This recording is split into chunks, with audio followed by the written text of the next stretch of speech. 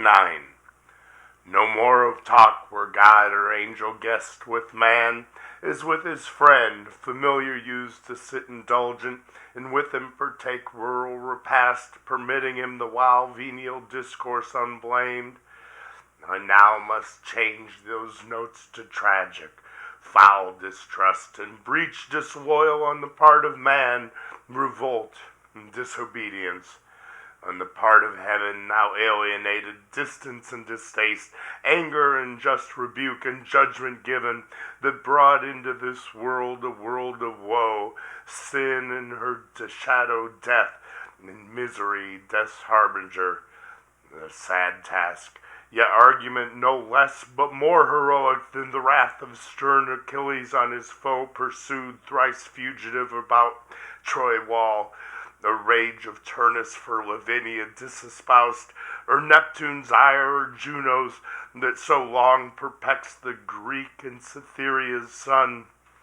If answerable style I can obtain of my celestial patroness, who deigns her nightly visitation unimplored, and dictates to me slumbering, or inspires easy my unpremeditated verse, since first this subject for heroic song pleased me long choosing and beginning late, not sedulous by nature to indite wars, hitherto the only argument heroic deemed, chief maestry to dissect with long and tedious havoc fabled night and battles feigned, the better fortitude of patience and heroic martyrdom unsung, or to describe races and games, or tilting furniture, and blazoned shields, and presses quaint, caparisons and steeds, bases and tinsel trappings, gorgeous knights at jousts and tournament, then marshalled feasts served up in hall with sewers and seneschals,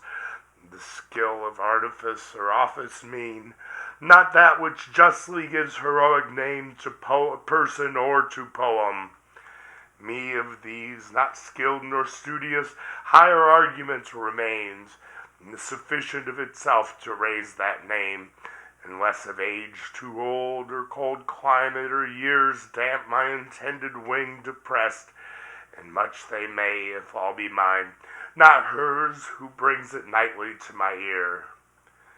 The sun was set, and after him the star of Hesperus, whose office is to bring twilight upon the earth, short arbiter twixt day and night, and now from end to end night's hemisphere had veiled the horizon round, when Satan, who late fled before the threats of Gabriel out of Eden, now improved in meditated fraud and malice, bent on men's destruction, maugre what might hap heavier on himself, fearless returned. By night he fled, and at midnight returned from compassing the earth, cautious of day, since Uriel, regent of the sun, descried his entrance, and forewarned the cherubim that kept their watch. Thence, full of anguish driven, the space of 7 continued nights he rode with darkness, thrice the equinoctial line he circled, 4 times crossed the car of night from pole to pole, traversing each color. On the 8th returned, and on the coast diverse from entrance or cherubic watch, by stealth found unsuspected way.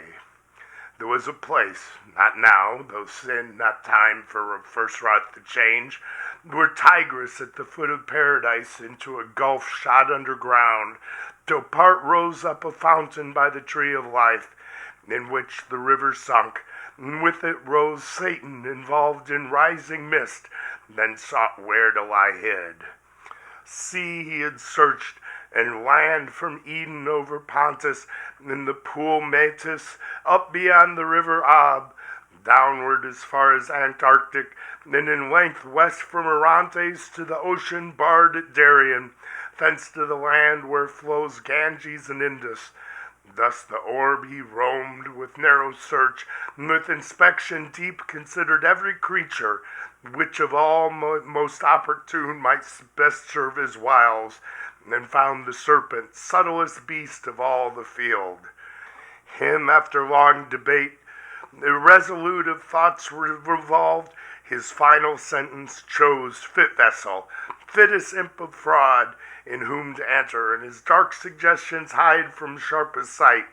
For in the wily snake, whatever slights none would suspicious mark, is from his wit and native subtlety proceeding, which in other beasts observed doubt might beget of diabolic palpable power, active within beyond the sense of brute. Thus he resolved, but first from inward grief his bursting passion into plaints thus poured. O earth, how like to heaven, if not preferred more justly, seat worthier of gods, is built with second thoughts, reforming what was old. For what god after better, worse would build? Terrestrial heaven, danced around by other heavens that shine, yet bear their bright officious lamps, light above light, for thee alone, as seems, in thee concentring all their precious beams of sacred influence. As God in heaven is center, yet extends to all, so thou, centering, receives from all those orbs. In thee, not in themselves, all their known virtue appears productive, and the herb, plant, and nobler birth of creatures animate with gradual life of growth, sense, reason, all summed up in man. With what delight could I have walked thee round, if I could joy in aught sweet interchange of hill and valley, rivers, woods, and plains, now land, now sea, and shores with forest crowned, rocks, dens, and caves. But I in none of these found a place of refuge. And the more I see pleasures about me, so much more I feel torment within me, as from the hateful siege of contraries. All good to me becomes bane, and in heaven much worse would be my state. But neither here seek I, nor in heaven to dwell, unless by meistering heaven supreme. Nor hope to be myself less miserable by what I seek, but others to make such as I, though thereby worse to me redound. For only in destroying I find ease to my relentless thoughts, and him destroyed or won to what may work as utter loss, for whom all this was made, all this will soon follow, as to him linked in weal or woe. In woe, then, that destruction wide may range, to me shall be the glory sole among the infernal powers, in one day to have marred what he almighty styled 6 nights and days continued making, and who knows how long before it been contriving, though perhaps not longer than since I in one night freed from servitude and glorious well nigh half the angelic name, and thinner left the throng of his adorers.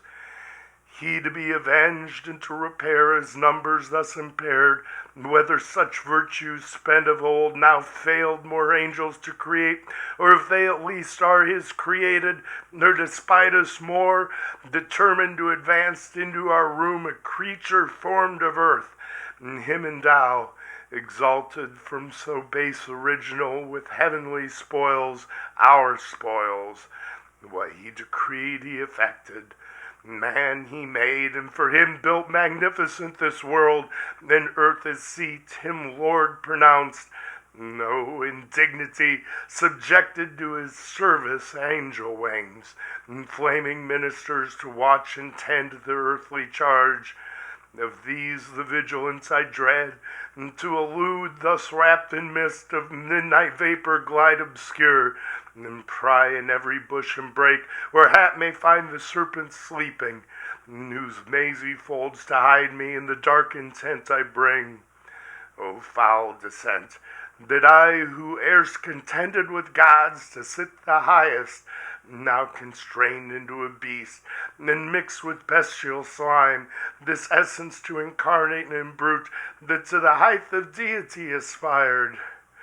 But what will not ambition and revenge descend to? Who aspires must down as low as high he soared, obnoxious first or last to basest things. Revenge, at first though sweet, bitter ere long back on itself recoils. Let it, I reck not, so at light well aimed, since higher I fall short, on him who next provokes my envy. This new favored of heaven, this man of clay, son of respite, who must to more despite the Maker raised from dust. The spite then with spite is best repaid. And so saying, through each thicket dank or dry, like a black mist low creeping, he held on his midnight search, where soonest he might find the serpent. Him fast sleeping soon he found in labyrinth of many a round self-rolled, his head the midst, well stored with subtle wiles. Yet not in horrid shade or dismal den, nor nocent yet, but on the grassy herb, fearless unfeared he slept. And in his mouth the devil entered, and at his brutal sense, in head and heart, possessing soon inspired with act intelligential. But his sleep disturbed not, waiting close the approach of morn. Now, whereas sacred light began to dawn in Eden on the humid flowers that breathe their morning incense, when all things that breathe from the earth's great altar sent up great silent praise to the Creator, and his nostrils fill with grateful smell, forth came the human pair and joined their vocal worship to the choir of creatures wanting voice. That done, partake the season, prime for sweetest scents and airs, then commune how that day they best may ply their growing work. For much their work outgrew the hand's dispatch of two gardenings so wide. And Eve first to her husband thus began. Adam, well may we labor still to dress this garden, still to tend to plant herb and flower, our task pleasant and joined. But till more hands aid us, the work under our labor grows, luxurious by restraint. What we by day lop overgrown or prune or proper bind, one night or two with wanton growth derides tending to wild. Thou therefore now advise or hear what to my mind first thoughts present. Let us divide our labors, thou where choice leads thee, or where most needs, whether to wind the woodbine round the arbor, or direct the clasping ivy where to climb, while I in yonder spring of roses intermixed with myrtle find what to redress till noon. For while so near each other thus all day our task we choose, what wonder if so near looks intervene and smiles, or object new casual discourse draws on, which intermits our day's work, brought to little, though begun early, and the hour of supper comes unearned. To whom mild answer Adam thus returned, Soul Eve, associate soul, to me beyond compare, above all living creatures dear, well hast thou motioned, well thy thoughts employed, how we might best fulfill the work which here God hath assigned us. Nor of me shall pass unpraised, for nothing lovelier can be found in woman than to study household good, and good works in her husband to promote. Yet not so strictly hath our God imposed the labor, as to debar us when we need refreshment, whether food or talk between, food of the mind, or the sweet intercourse of looks and smiles, for smiles from reason flow, to brute denied, and are of love the food, love not the lowest end of human life. For not to irksome toil, but to delight he made us, and delight to reason joined. These paths and bowers doubt not, but our joint hands will keep the wild wilderness with ease, as wide as we need walk, till younger hands ere long assist us. But if much converse perhaps thee satiate, to short absence I could yield, for solitude sometimes is best society, and short retirement urges sweet return.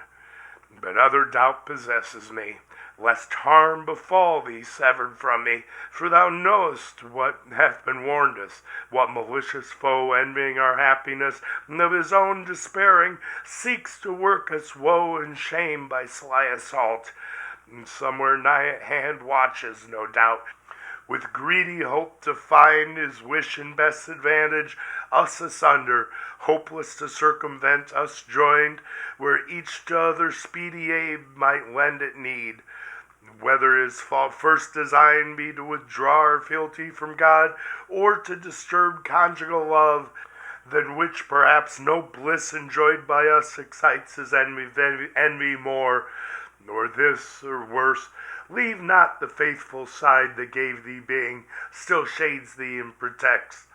The wife, where danger, dishonor lurks, safest and seemliest by her husband stays, who guards her, and with her the worst endures. To whom the virgin majesty of Eve, as one who loves and some unkindness meets, with sweet austere composure just replied, offspring of heaven and earth, and all earth's Lord, that such an enemy we have, who seeks our ruin, both by thee informed I learn, and from the parting angel overheard, as in a shady nook I stood behind, just then returned at shut of evening flowers. But that thou shouldst my firmness therefore doubt, to God or thee, because we have a foe may tempt it, I expected not to hear. His violence thou fearest not, being such as we, not capable of death or pain, can either receive and can repel. His fraud is then thy fear, which plain infers thy equal fear that my firm faith and love can by his fraud be shaken or seduced. Thoughts, which how found they harbor in thy breast, Adam, misthought of her to thee so dear? To whom with healing words Adam replied, daughter of God and man, immortal Eve, for such thou art, from sin and blame entire, not diffident of thee do I dissuade thy absence from my sight, but to avoid the attempt itself, intended by our foe. For he who tempts, though in vain, at least disperses with the tempted with dishonor foul. Suppose not incorruptible of faith, not proof against temptation, thou thyself with scorn and anger wouldst resent the offered wrong, though ineffectual found. Misdeem not then, if such affront I labor to avert from thee alone, which on us both at once the enemy, though bold, will hardly dare, nor daring first on me the assault shall light. Nor thou his malice and false guile contemn, subtle he needs must be, who could seduce angels, nor think superfluous others' aid. I from the influence of thy looks receive access in every virtue, in thy sight more wise, more watchful, stronger, if need were of outward strength, while shame, thou looking on, shame to be overcome or overreached, would utmost vigor raise, and raised unite. Why shouldst not thou like sense within thee feel when I am present, and thy trial choose with me, best witness of thy virtue tried? So spake domestic Adam in his care and matrimonial love, but Eve, who thought less attributed to her faith sincere, thus her reply with accents sweet renewed. If this be our condition, thus to dwell in narrow circuit straitened by a foe, subtle or violent, we not endued single with like defense wherever met, how are we happy, still in fear of harm? But harm precedes not sin, only our foe tempting affronts us with his foul esteem of our integrity. His foul esteem sticks no dishonor on our front, but turns foul on himself. Then wherefore shunned or feared by us? Or rather double honor gain from his surmise prove false, find peace within, favor from heaven, our witness from the event. And what is faith, love, virtue, unassayed, alone, without exterior help sustained? Let us not then suspect our happy state, left so imperfect by the maker wise, as not secured as single or combined. Frail is our happiness, if this be so, and Eden were no Eden thus exposed. To whom thus Adam fervently replied, The woman best of all things as the will of God ordained them, his creating hand nothing imperfect or deficient left of all that he created, much less man, nor aught that might his happy state secured from outward force. Within himself the danger lies, yet lies within his power. Against his will he can receive no harm. But God left free the will, for what obeys reason is free, and reason he made right.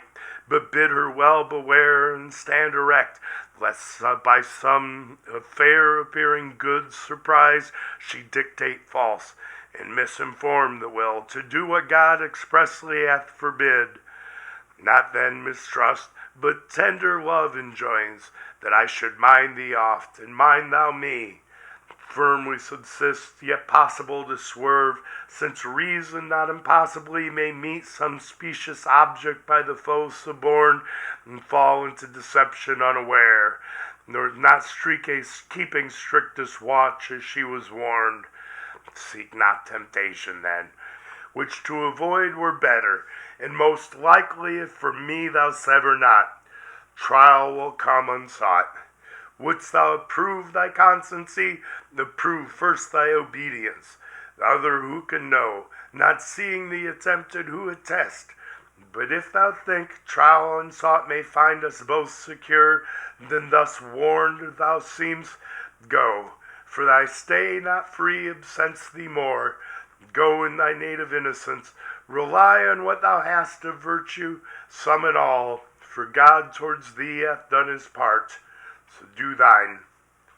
So spake the patriarch of mankind, but Eve persisted, yet submiss, the last replied, with thy permission then, and thus forewarned chiefly by what thy own last reasoning words touched only, that our trial when least sought may find us both perhaps far less prepared, the willinger I go, nor much expect a foe so proud will first the weaker seek. So bent, the more shall shame him his repulse. Thus saying, from her husband's hand her hand soft she withdrew, like a wood nymph light, Oread or Dryad, or of Delia's train, but took her to the groves. But Delia's self in gates surpassed, and goddess-like to port, though not as she with bow and quiver armed, but with such gardening tools as art yet rude, guiltless of fire had formed, or angels brought. To Pales or Pomona thus adorned, like as she seemed, Pomona when she fled vertuminous, or to Ceres in her prime, yet virgin of Proserpina from Jove. Yet long and ardent look his eye pursued delighted, but desiring more her stay. Oft he to her his charge a quick return repeated, she to him is oft engaged to be returned by noon amid the bower, and all things in best order to invite noontime repast, or afternoon's repose. Though much deceived, much failing, hapless Eve, of thy presumed return, event perverse, thou never from that hour in paradise foundst either sweet repast or sound repose. Such ambush hid among sweet flowers and shades, waited with hellish rancor imminent to intercept thy way, nor send thee back despoiled of innocence, of faith, of bliss. For now, and since first dawn, at break of dawn, the fiend, mere serpent in appearance, forth was come, and on his quest were likely as he might find the only two of mankind, but in them the whole included race, his purpose prey. In bower and field he sought, where any tuft of grove or garden plot more pleasant lay, their tendance or plantation for delight, by fountain or by shady rivulet. He sought them both, but wished his hap might find Eve separate. He wished, but not with hope of what so seldom chanced, when to his wish, beyond his hope, Eve separate he spies, veiled in a cloud of fragrance, where she stood half spied, so thick the roses bushing round about her glowed, oft stooping to support each flower of slender stalk, whose head, though gay carnation, purple azure, flecked with gold, hung drooping unsustained. Them she upstays gently with mere myrtle band, mindless the while herself, though fairest unsupported flower of her best prop so far, and storm so nigh. Nearer he drew, and many a walk traversed of stateliest covert, cedar, pine, or palm, then voluble or bold, now hid, now seen among thick o'erwoven arborets and flowers embroidered on each bank, the hand of Eve. Spot more delicious than those gardens feigned of a revived Adonis, the renowned Alcinous, host of old Laertes' son, or that not mystic, where the sapient king held dalliance with his fair Egyptian spouse.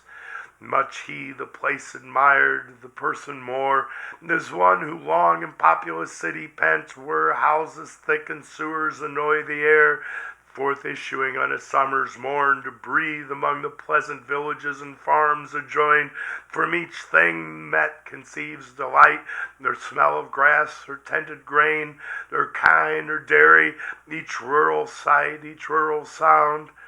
It chanced with nymph-like step fair virgin pass, what pleasing stood for her now pleases more, she most, and in her look sums all delight. Such pleasure took the serpent to behold this flowery plat, this for the sweet recessive Eve, thus early, thus alone. Her heavenly form angelic, but more soft and feminine, her graceful innocence, her every air, gesture, least action overawed as malice, with rapine sweet bereaved as fierceness of the fierce intent it brought. That space the evil one abstracted stood from his own evil, and for the time remained stupidly good, of enmity disarmed, of guile, of hate, of envy, of revenge. But the hot hell that always in him burns, though in mid-heaven, soon ended his delight, and tortures him now more, the more he sees of pleasure not for him ordained. Then soon fierce hate he recollects, and all his thoughts of mischief gratulating thus excites. Thoughts, whither have you led me, that with sweet compulsions thus transported to forget what hither brought us, hate, not love, nor hope of paradise for hell, hope here to taste of pleasure, but all pleasure to destroy, save what is in destroying, other joy to me is lost.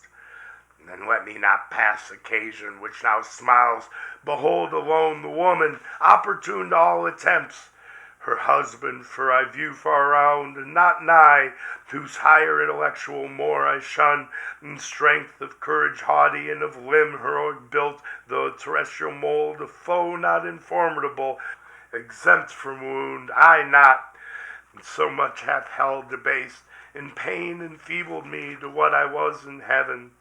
She fair, divinely fair, fit love for God, not terrible, though terror be in love and beauty, not approached by stronger hate, hate stronger under show of love well feigned, the way which to her ruin now I tend. So spake the enemy mankind, and then clothes and serpent inmate bad, and toward Eve addressed his way, not with indented wave prone on the ground as since, but on his rear circular base of rising folds, that towered fold above fold, a surging maze, his head crusted aloft and carbuncle his eyes, with burnished neck of verdant gold, erect amidst the circling spires that on the grass floated redundant. Pleasing was his shape, and lovely, never since of serpent kind lovelier, not those that in Illyria changed Hermione and Cadmus, or the god in Epidaurus, nor to which transformed Ammonian Jove or Capitoline was seen, he with Olympias, this with her who bore Scipio the height of Rome, with tract oblique at first, as one who sought access but feared to interrupt, sidelong he works his way, as when a ship by skilful steersmen wrought nigh river's mouth or foreland, where the wind veers oft, so steers and shifts her sail, so varied he, and of his tortuous train curled many a wanton wreath in sight of Eve to lure her eye. She busy heard the sound of rustling leaves, but minded not, as used to such disport before through the field from every beast more duteous to her call than at Circean call the herd disguised. He bolder now uncalled before her stood, but as in gaze admiring, oft he bowed his turret crest and sleek enameled neck, fawning and licked the ground whereon she trod. His gentle dumb expression turned at length the eye of Eve to mark his play. He glad of her attention gained with serpent tongue organic, her impulsive vocal air, his fraudulent temptation thus began.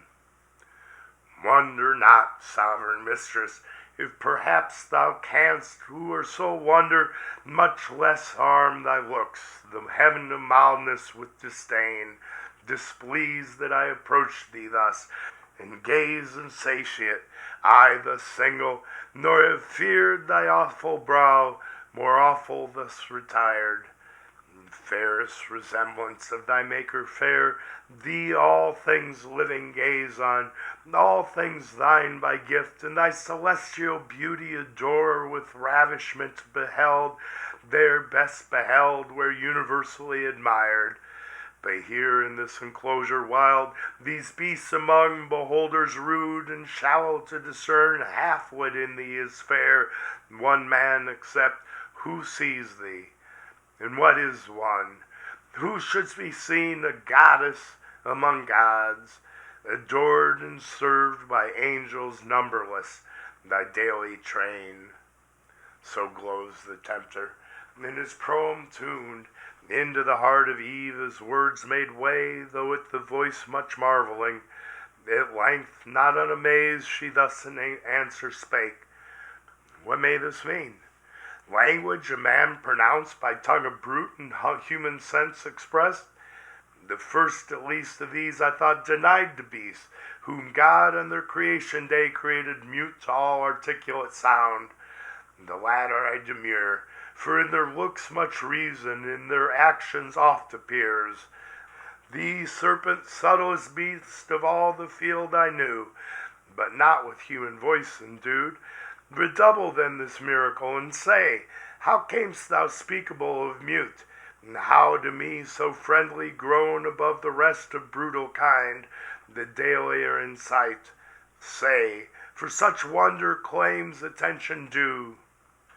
To whom the guileful tempter thus replied, Empress of this fair world, resplendent Eve, easy to me it is to tell thee all what thou commandst, and right thou shouldst be obeyed. I was at first as other beasts that gaze the trodden herb, of abject thoughts and low, as was my food, nor aught but food discerned or sex, and apprehended nothing high, till on a day roving the field I chanced a goodly tree far distant to behold, loaden with fruit of fairest colors mixed, ruddy and gold. I nearer drew to gaze, when from the boughs a savory odor blown, grateful to appetite, more pleased my sense than smell of sweetest fennel, nor the teats of ewe or goat dropping with milk at even, unsucked of lamb or kid that tend their play. To satisfy the sharp desire I had of tasting those fair apples, I resolved not to defer. Hunger and thirst at once, powerful persuaders, quickened at the scent of that alluring fruit, urged me so keen. About the mossy trunk I wound me soon, for high from ground the branches would require thy utmost reach or atoms. Round the tree all the other beasts that saw, with like desire, longing, and envying stood, but could not reach. Amid the tree now got, where plenty hung, tempting so high, to pluck and eat my fill I spared not. For such pleasure till that hour at feed or fountain never have I found. Sated at length, Ere long I might perceive strange alteration in me, to degree of reason in my inward powers, and speech wanted not long, though to this shape retained. Thenceforth to speculations high or deep I turned my thoughts, and with capacious mind considered all things visible in heaven or earth or middle, all things fair and good. But all that fair and good in thy divine semblance and in thy beauty's heavenly ray united I beheld. No fair divine equivalent or second, which compelled me thus, though importune perhaps, to come and gaze and worship thee of right declared sovereign of creatures, universal dame. So talked the spirited sly snake, and Eve, yet more amazed, unwary, thus replied, Serpent, thy overpraising leaves in doubt the virtue of that fruit in thee first proved. But say, where grows the tree?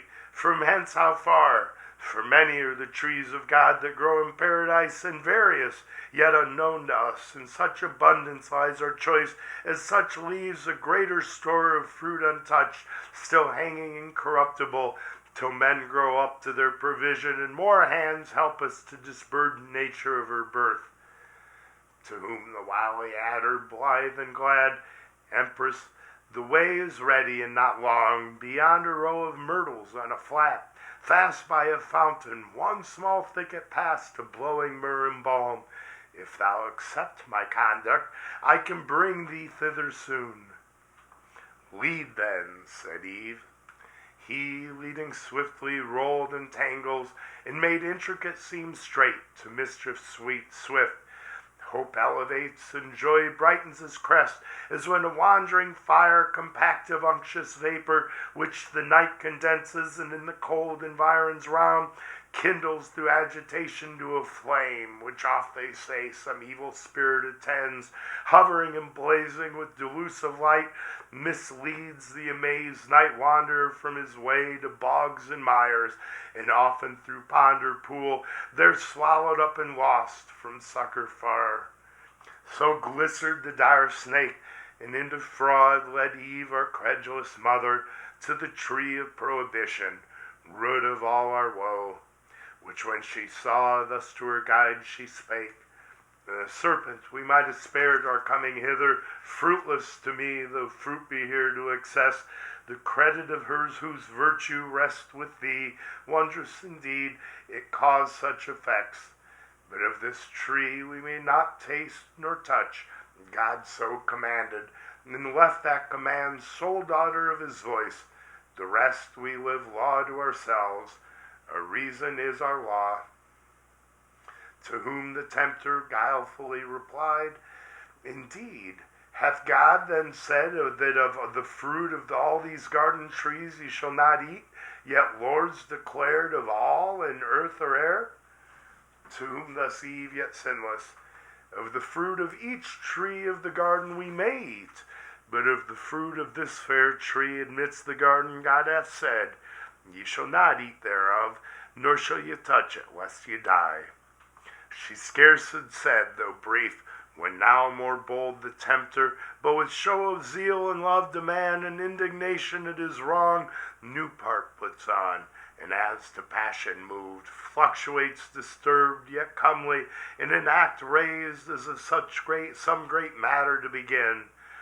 As when of old some orator renowned in Athens or free Rome, where eloquence flourished, since mute, to some great cause addressed, stood in himself collected, while each part motion, each act one audience, ere the tongue sometime in height began. There's no delay of preface, brooking through a zeal of right. So standing, moving, or to height upgrown, the tempter all impassioned thus began.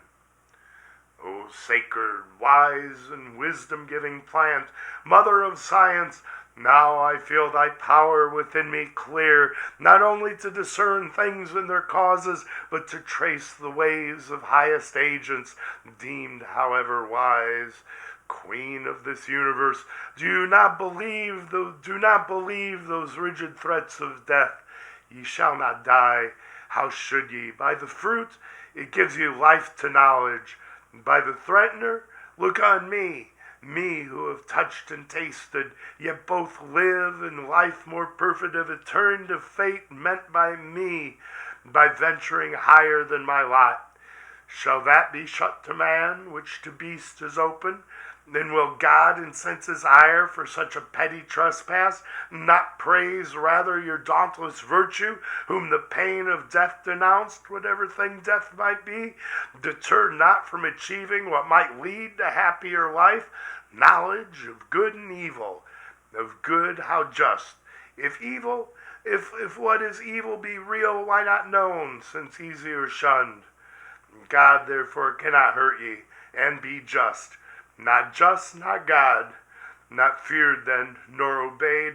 Your fear itself of death removes the fear. Why then was this forbid? Why but to awe? Why but to keep ye low in ignorance, his worshippers? He knows that in the day ye eat thereof, your eyes that seem so clear, yet are but dim, shall perfectly be then opened and cleared, and ye shall be as gods, knowing both good and evil as they know.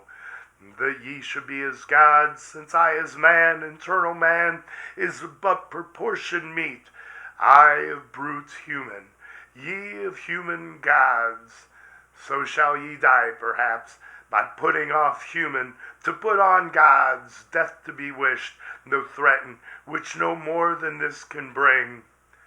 And what are gods that man may not become as they, participate in godlike food?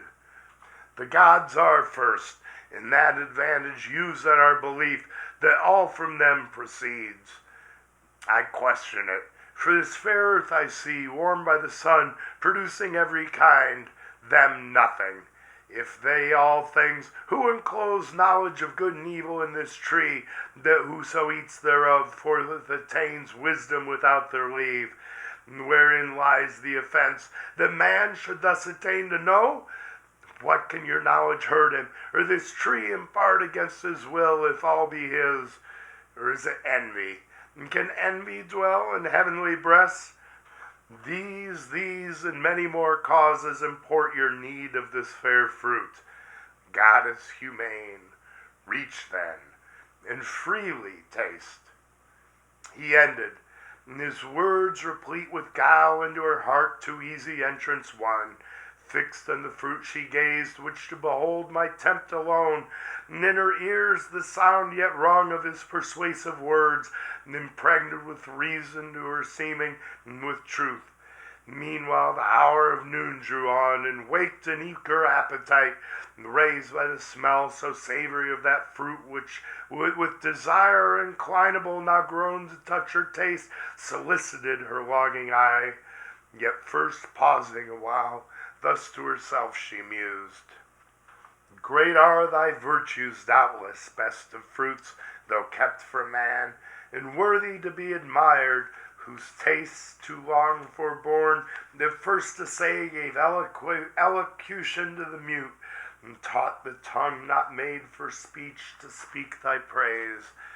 Thy praise he also who forbids thy use conceals not from us, naming thee the tree of knowledge, knowledge of both good and evil, forbids us then to taste, but his forbidding commends thee more, while it infers the good by thee communicated and our wants.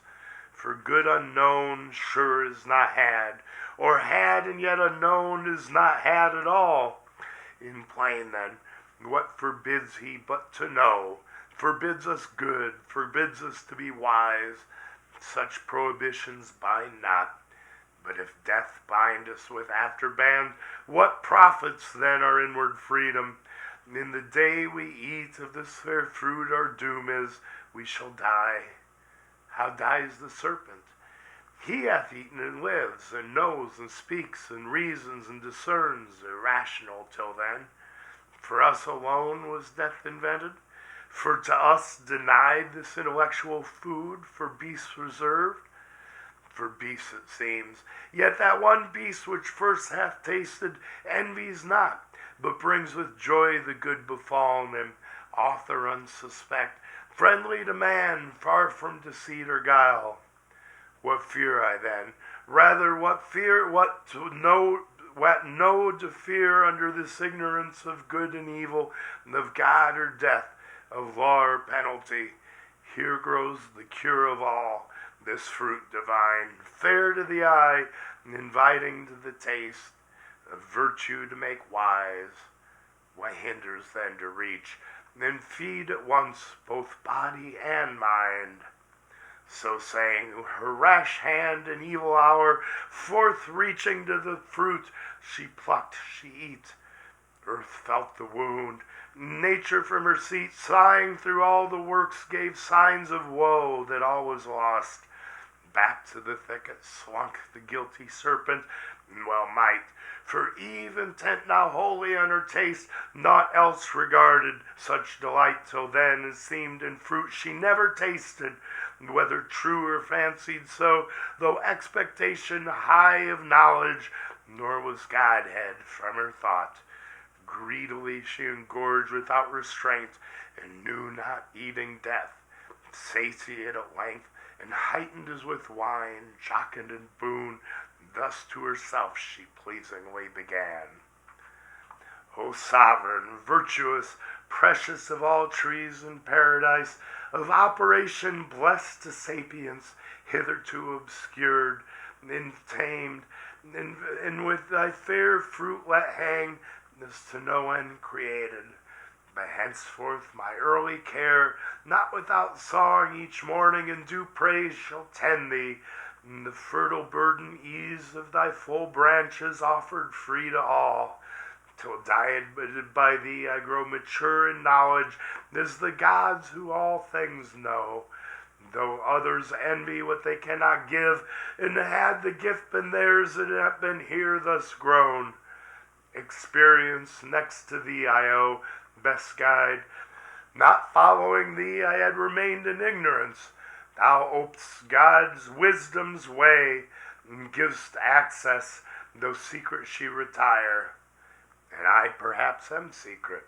Heaven is high, high and remote to see, from thence distinct each thing on earth. From other care perhaps may have diverted from continual watch our great forbidder, safe with all his spies about him. But to Adam in what sort shall I appear?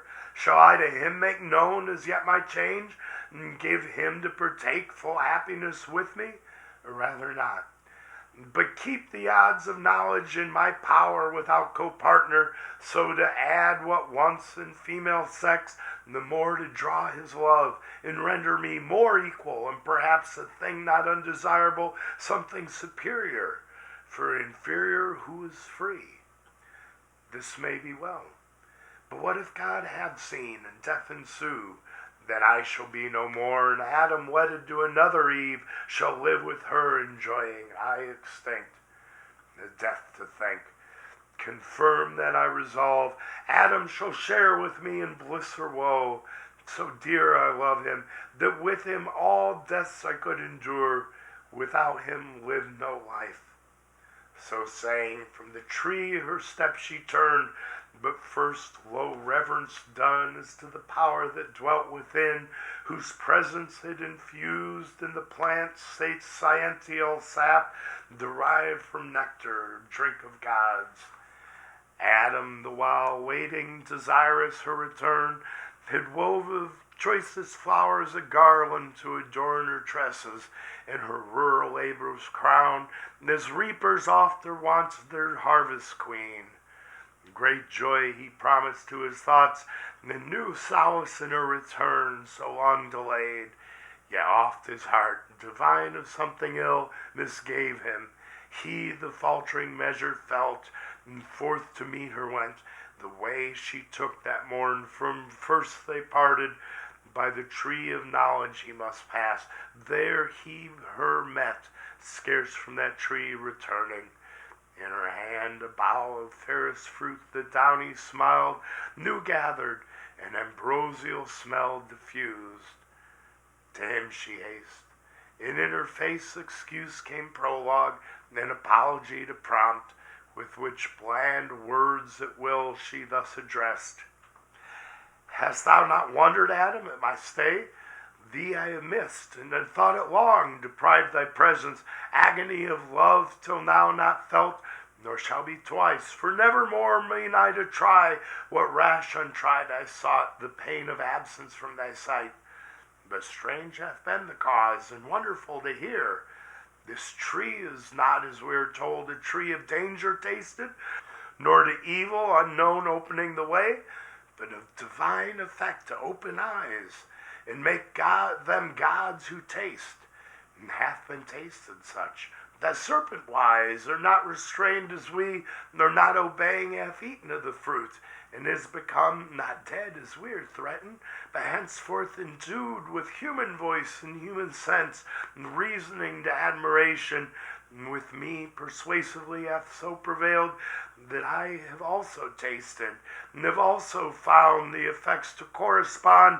Opener mine eyes, dim erst to dilated spirits, ampler heart, and growing up to Godhead, which for thee chiefly I sought, without thee can despise. For bliss, as thou hast part, to me is bliss, tedious, unshared with thee, and odious soon. Thou therefore also taste, the equal lot may join us, equal joy is equal love, lest thou not tasting different degree disjoin us, nigh then too late renounce deity for thee, when faith will not permit. Thus Eve with countenance blithe her story told, but in her cheek distemper flushing glowed. And on the other side Adam, soon as he heard the fatal trespass done by Eve, amazed, astonished, stood and blank, while horror chill ran through his veins, and all his joints relaxed. From his slack hand the garland wreathed for Eve down dropped, and all the faded roses shed. Speechless he stood and pale, till thus at length, first to himself he inward silence broke. No fairest of creation, last and best of all God's works, creature in whom excelled whatever to sight or thought be formed, holy, divine, good, amiable, or sweet, how art thou lost? How on a sudden lost, defaced, deflowered, and now to death devote? Rather, how hast thou yielded to transgress the strict forbiddance, how to violate the sacred fruit forbidden? Some cursed fraud of enemy hath beguiled thee, yet unknown, and me with thee hath ruined. For with thee certain my resolution is to die. How can I live without thee? How forgo thy sweet converse and love so dearly joined, to live again in these wild woods forlorn? Should God create another Eve, and I another rib afford, yet loss of thee would never from my heart. No, no, I feel the link of nature draw me, flesh of flesh, bone of my bone thou art, and from thy state mine never can be parted, bliss or woe. So having said, as one from sad dismay recomforted, and afterthoughts disturbed, submitting to what seemed remediless, thus in calm mood his words to Eve he turned. Bold deed thou hast presumed, adventurous Eve, and peril great provoked. Who thus hath dared, had it only been coveting to eye the sacred fruit, sacred to abstinence, much more to taste it under ban to touch. But past who can recall, or done undo, not God omnipotent nor fate, yet so perhaps thou shalt not die. Perhaps the fact is not so heinous now, for tasted fruit, profaned first by the Spirit, by him first made common and unhallowed ere our taste, nor yet on him found deadly, he yet lives, as thou saidst, and gains to live as man, higher degree of life, an inducement strong to us, as likely tasting to attain proportional assent, which cannot be but to be gods, or angels, demigods. Nor can I think that God, creator wise, though threatening, will in earnest so destroy us as prime creatures, dignified so high, set over all his works, which in our fall for us created, needs with us must fail, dependent made. So God shall uncreate, be frustrate, do undo, and labor lose. Not well conceived of God, who though his power creation could repeat, yet would be loath us to abolish, lest the adversary triumph and say, fickle their state whom God most favors, who can please him long? Me first he ruined, now mankind, whom will he next? Matter of scorn, not to be given the foe. However, I with thee have fixed my lot, certain to undergo like doom. If death consort with thee, death is to me as life. So forcible within my heart I feel the bond of nature draw me to my own in thee, for what thou art is mine. Our state cannot be severed. We are one flesh. To lose thee were to lose myself. So Adam, and thus Eve to him replied, O glorious trial of exceeding love, illustrious evidence, example high, engaging me to emulate, but short of thy perfection, how shall I attain, Adam, from whose dear side I boast me sprung? And gladly of our union hear thee speak, one heart, one soul in both, whereof good proof this day affords, declaring thee resolved, rather than death or aught more than death more dread shall separate us, linked in love so dear, to undergo with me one guilt, one crime, if any be, of tasting this fair fruit, whose virtue for of good still good proceeds, direct, nor by occasion hath presented this happy trial of thy love, which else so eminently never had been known. Were it, I thought, death menaced would ensue this my attempt, I would sustain alone the worst, and not persuade thee, rather die deserted, than oblige thee with a fact pernicious to thy peace, chiefly assured remarkably so late of thy so true, so faithful love unequalled.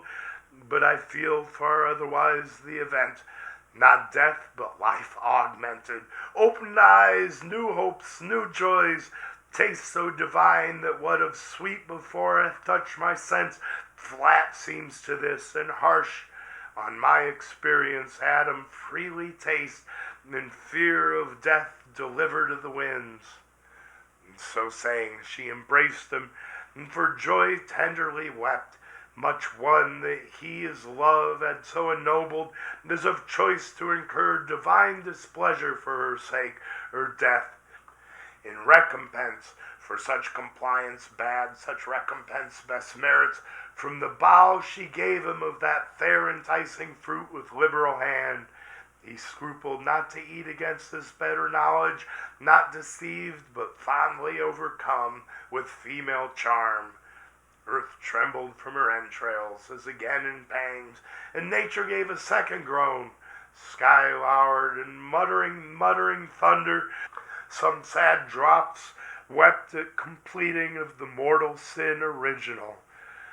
While Adam took no thought, eating his fill, nor Eve to iterate her former trespass feared, the more to soothe him with her love's society, that now as with new wine intoxicated both, they swim in mirth, and fancy that they feel divinity within them breeding wings wherewith to scorn the earth.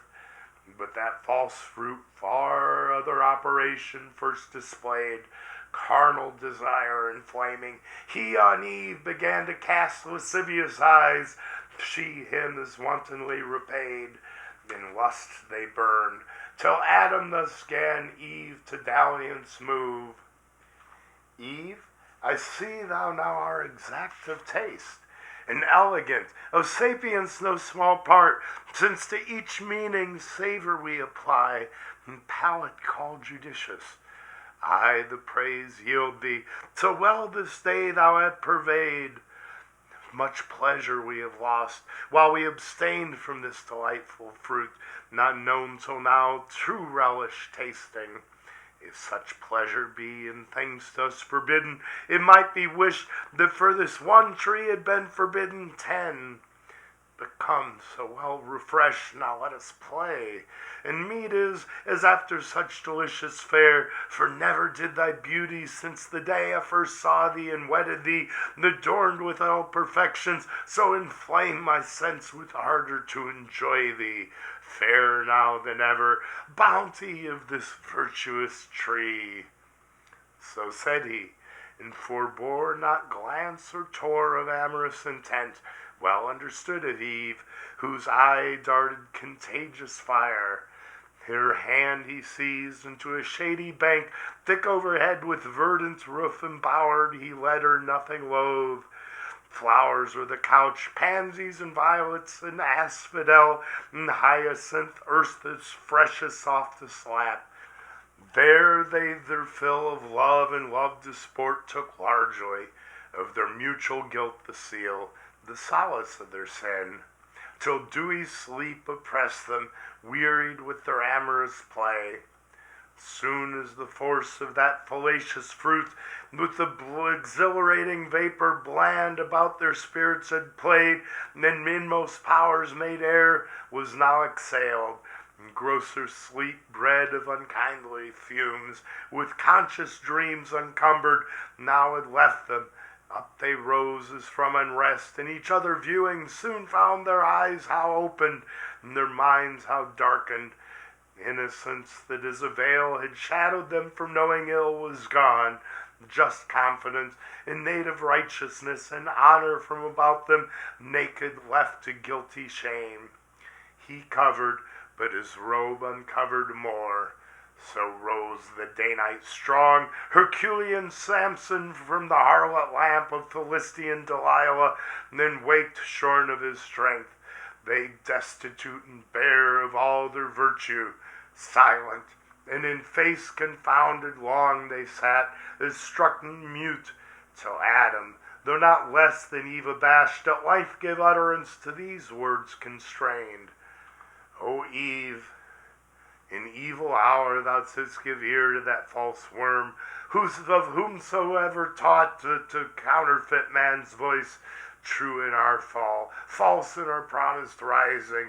Since our eyes opened, we indeed find and find to know both good and evil, good lost and evil got, bad fruit of knowledge. If this be to know, what leaves us naked then, of honor void, of innocence, of faith, of purity, our wonted ornaments now soiled and stained, and in our faces evident the signs of foul concupiscence, whence evil store, and even shame, the last of evils. Of the first be sure then. For how shall I behold the face henceforth of God or angel, erst with joys and rapture so oft beheld? These heavenly shapes will dazzle now this earthly, with their blaze insufferably bright.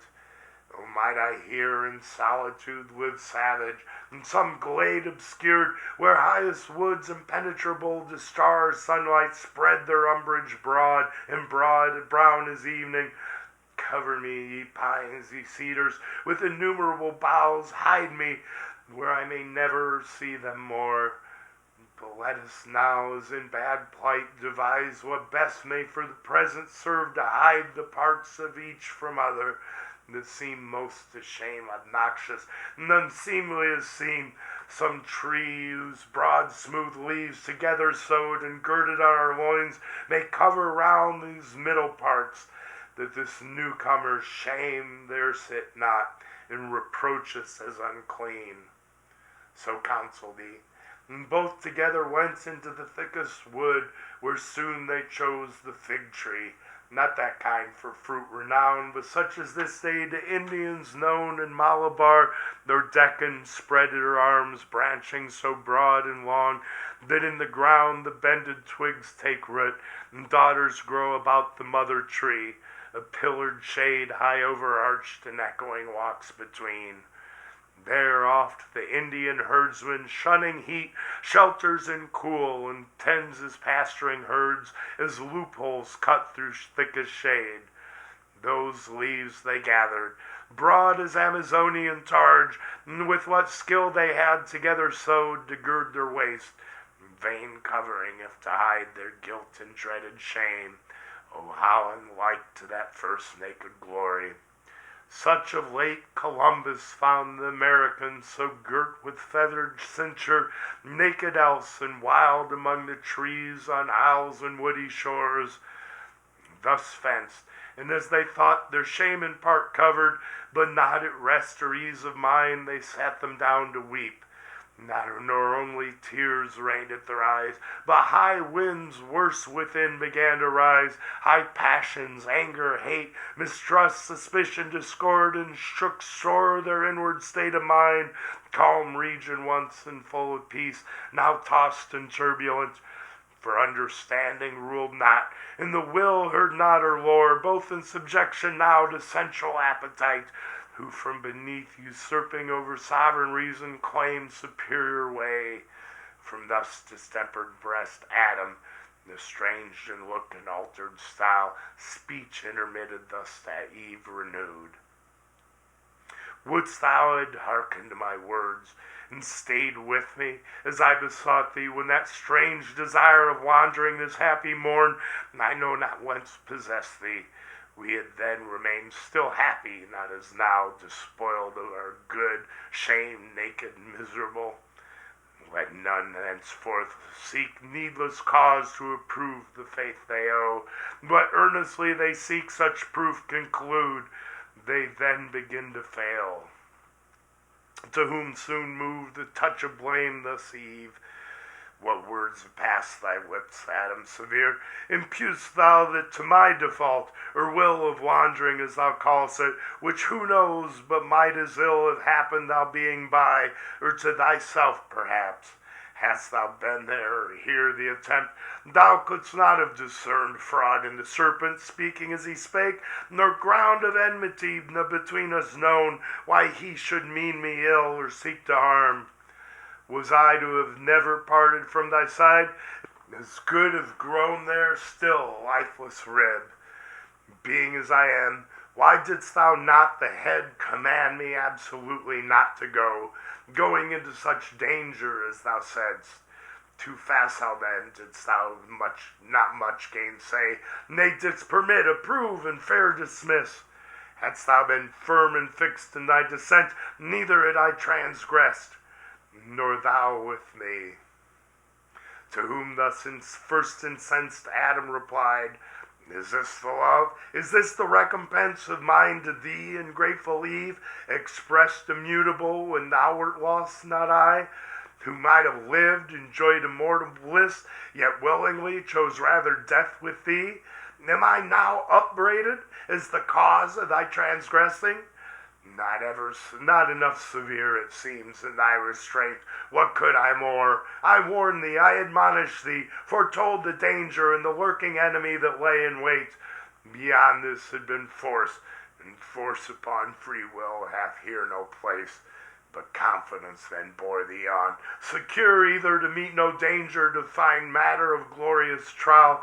And perhaps I also erred in overmuch admiring what seemed in thee so perfect, that I thought no evil durst to tempt thee. But I rue that error now, which has become my crime, and thou the accuser. Thus it shall befall him who to worth in woman over trusting lets her will rule. Restraint she will not brook, and left to herself, if evil thence ensue, she first his weak indulgence will accuse. Thus they in mutual accusation spent the fruitless hours, but neither self-condemning, and of their vain contest appeared no end. The end of the 9th book.